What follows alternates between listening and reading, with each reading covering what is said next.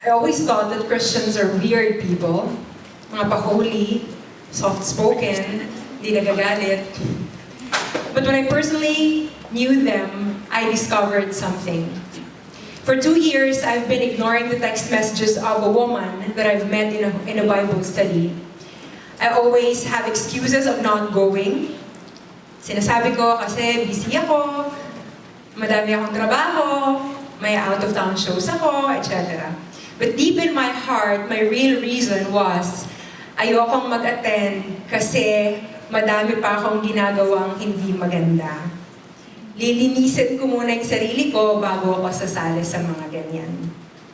So my double life continued for quite some time. I would attend CCF service on Sundays, but I would indulge in my immoral relationship on weekdays. I grew up without knowing my biological father. My mom was a domestic helper in Doha, Qatar, where she met my Indian national dad. I longed to be loved and protected by a father, but I never had that opportunity. So I engaged in different relationships, starting in high school. I reached rock bottom in 2014, when my then boyfriend proposed marriage to me.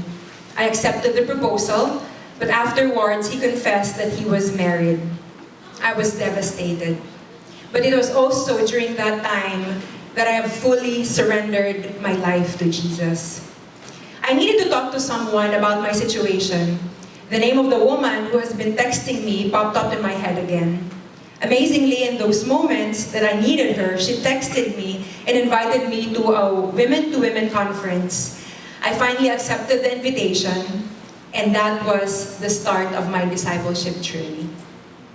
At first, I was skeptical about joining a D group for so many reasons. First, nako, baka friendly lang mga yan pag nasa church. Tapos paglabas, ibang tao na sila. Imposible namang lagi silang mabait. Second, what if malaman nila yung mga sekreto ko? Baka pag-usapan lang nila ako. Baka pag nakaharap ako sa kanila, ang okay-okay nila, pero pag talikod ko, pinagchichismisan pala ako. But all my hesitations were answered when I started to attend the D group. Since I was a part of a couple's D group, I experienced how it is like to have a kuya who would rescue me at 11:30 in the evening when my car got hit by a bus in EDSA. My spiritual mom and dad would tell me to change clothes whenever I'm wearing a dress that is too short.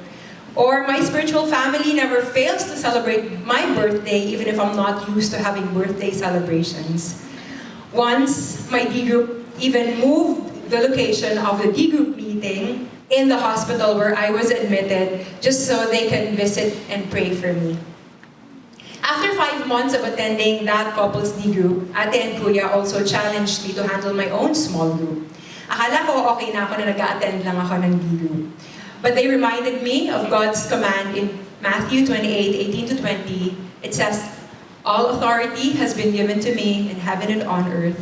Go therefore and make disciples of all the nations, baptizing them in the name of the Father, the Son, the Holy Spirit, teaching them to observe all that I have commanded you. And lo, I am with you always, even to the end of the age." I was hesitant and afraid to handle my own small group. Like before, ang dami ko na namang rason. First, naku, baby Christian pa ako, hindi ko pa nababasa yung Bible cover to cover, paano pag nagtanong sila, anong isasagot ko? Second, naku, baka pag may ibigay sa akin na matagal na yung faith, mapahiya ako. Third, I might lead them astray, baka di ko mapangatawanan yung mga sinasabi ko. Fourth, baka hindi sila mag-grow sa akin. But all of these fears sprouted from self-centeredness. I don't want to commit mistakes because I was so conscious of my self-image. One Sunday, I was crying out to the Lord during the service, telling Him my fears and handling a D group. I know I was willing, but I was afraid. To my surprise, after the message, 3 ladies approached me and said, "Uy, Miss Dino, it's so good to see you here. Dito ka rin pala nag-church." I asked if they were already part of a D group, and then they said no. I offered to have coffee with them, and that was the start of my own small group. nadadala sa kape. Amazingly, God gave me 8 ladies to minister to. Some of them are new in the faith, but some are already walking with the Lord for quite some time. Yes, there are many times that I don't know how to answer their questions, but I am reminded of what my disciples said, that I should not pretend to be an expert kasi sa totoo lang, hindi ko naman talaga alam ang sagot sa lahat. I should not be ashamed to say, I don't know the answer, I look on it and get back to you ASAP. But what I do is pray on my knees and tell God that I need help. What Jesus said in Matthew 28:20, that I am with you always, even to the end of the age, became so real to me. How am I balancing all these things? Work, physical health, discipleship, ministry, personal time with the Lord. I can't on my own. I really cannot. I'm not able to. But because of the grace of God and His enabling power, I'm able to do it. One thing I learned is my life should not be compartmentalized. My work is not separated from my spiritual journey and ministry. Today, I came from Bai Hotel and spoke in front of financial advisors of BDO Live. But that's work, but that's also my ministry.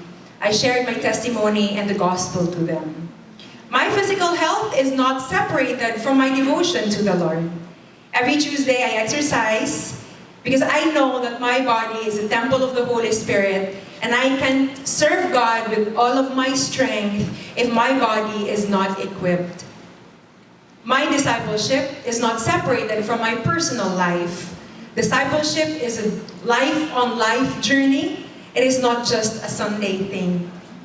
You see, when we compartmentalize our lives and give God only one segment of it, there problems arise. But knowing that my entire being is not mine but God's, my response is to give my all to Him. Yes, all. Even love life.